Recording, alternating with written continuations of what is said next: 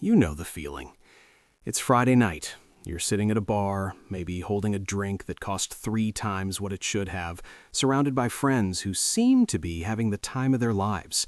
You've done everything right, or at least everything you were told to do.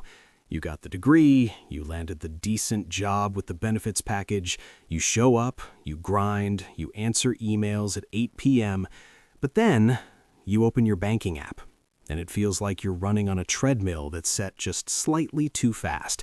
You're sweating, you're exhausted, but you aren't moving forward. Meanwhile, you scroll through Instagram and see people your age buying homes, traveling to the Amalfi Coast, and seemingly printing money from thin air. You're left wondering if you can even afford to upgrade your phone without putting it on a payment plan. It creates this silent, gnawing anxiety in the pit of your stomach. The anxiety that your best years, your 20s, are being traded away hour by hour for a lifestyle that leaves you with absolutely nothing to show for it. You feel like you're slipping. And the terrifying part? You're not wrong. Let's talk about the trap you're currently standing in. We need to talk about the difference between average and median, because this is where the system gaslights you. You probably think you're doing average, maybe a little better, maybe a little worse. But the Federal Reserve just released data that paints a horrifying picture of reality. If you look at the average net worth for Americans under 35, it sits pretty high, around $183,000. Sounds great, right? You might look at that and think, wow, we're all doing fine. But averages are liars. Averages are skewed by the trust fund kids, the tech IPO winners, and the crypto millionaires. They pull the curve so far up it distorts reality. You need to look at the median. The median is the person right in the middle, the actual normal. The median net worth for someone under 35 is just $39,000. Let that sink in. $39,000. That includes your car, your savings, your retirement, everything. And if you have student loans, that number is likely negative.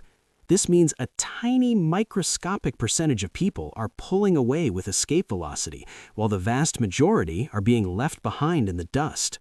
If you stay on the standard path, the one your parents told you to follow, you aren't just staying still. You are actively losing ground to a system where the benchmark for being financially comfortable has ballooned over $839,000. Most 20-somethings are trapped in a cycle of high-interest debt and wages that haven't kept up with the price of rent, let alone a mortgage. We need to understand why this happened before we can fix it. This is what I call the institutional shift. See, 50 years ago, there was a safety net. It was called a pension. You worked for a company, gave them your loyalty, and they guaranteed you a paycheck until you died. That world is gone. It's extinct. We have moved from an era of employer-guaranteed survival to a brutal do-it-yourself retirement era. It's dominated by 401ks and IRAs. Now, these are great tools if you know how to use them. But here's the kicker. Nobody taught you how to use them. The entire burden of your financial survival has been shifted from the corporation to you. This shift happened right alongside rising inflation and a housing market that has completely outpaced wage growth. It created a systemic hurdle where the average net worth only peaks in your 60s at roughly $1.5 million. But here's the brutal truth. That $1.5 million peak is only for the people who learned to play by the new rules of the game back when they were your age. Everyone else, they work until they drop. So how do we fix this? How do we move from the struggling median to the wealthy average? We have to look at the anatomy of wealth accumulation. Net worth is a simple formula. Assets minus liabilities. What you own minus what you owe. But in your 20s, this formula is deceptively powerful because it is non-linear. Let's look at the raw numbers. The S&P 500, the index of the 500 largest companies in America, is climbing towards 6,900 by 2026. Historically, it returns about 10% per year on average. Adjusted for inflation, that's a real purchasing power increase of 6 to 7%. Now look at the data from Empower. The average 20-something has a net worth of nearly $128,000, but the median is that measly $6,000 number we talked about. Why is the gap so massive?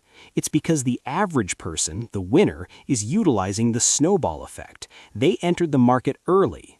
The median person is buried under student loans and credit card balances, paying interest instead of earning it. You have to understand the cost of waiting. If you delay investing by just 5 years in your 20s, it can cost you hundreds of thousands of dollars in your 60s. Why? Because you missed the period where your money does more work than you do. Think of your financial life as a two-engine plane. Engine number 1 is your salary. It requires you to show up, log hours, and grind. It gets the plane off the ground, but engine number 1 has a limit. You can only work so many hours. You will eventually get tired or sick or old. Engine number 2 is your investments. This engine runs 24/7. It runs while you sleep. It runs while you're on vacation. It provides the altitude for long-term flight. Without engine 2, you are destined for a crash landing the moment you stop working.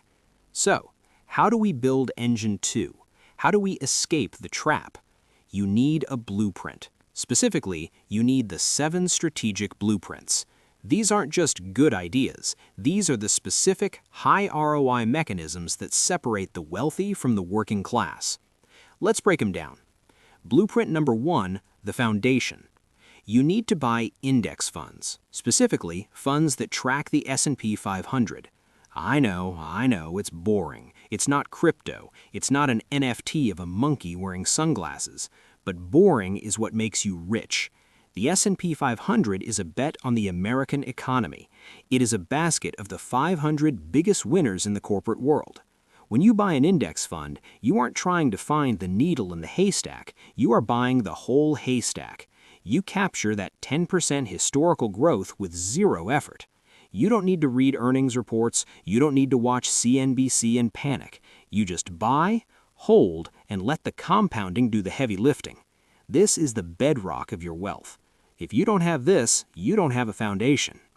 Blueprint number 2, the accelerant. This is where we speed things up. You need a side hustle.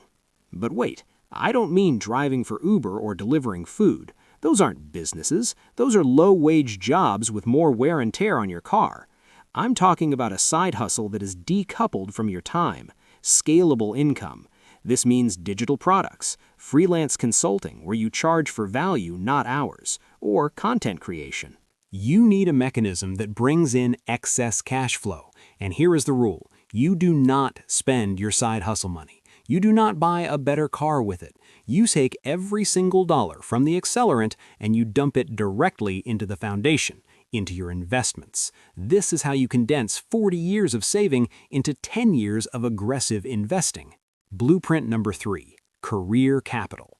In your 20s, your biggest asset isn't your bank account, it's your earning potential.